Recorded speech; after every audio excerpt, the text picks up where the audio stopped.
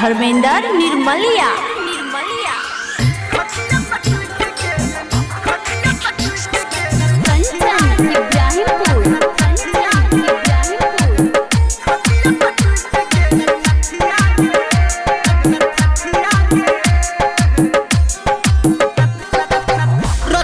सुन सखी बतिया के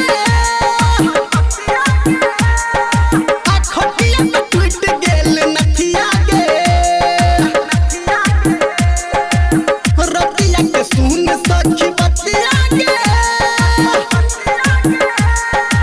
अखटिया पे टूट गेल नथिया के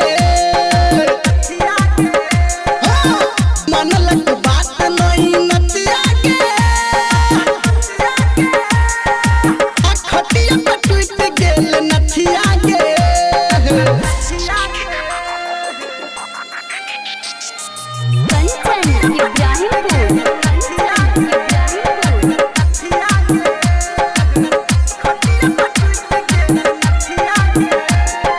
टूटल हाथ के चूड़ी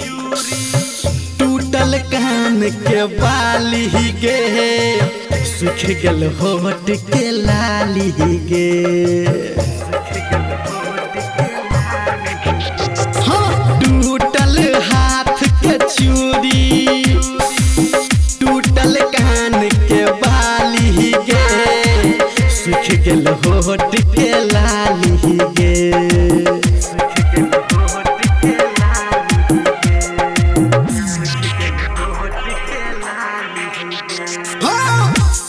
हमर छै ओ दतिया के अखटिया पे टूट गेल नथिया के रतिया के सुन सखी बतिया के अखटिया पे टूट गेल नथिया के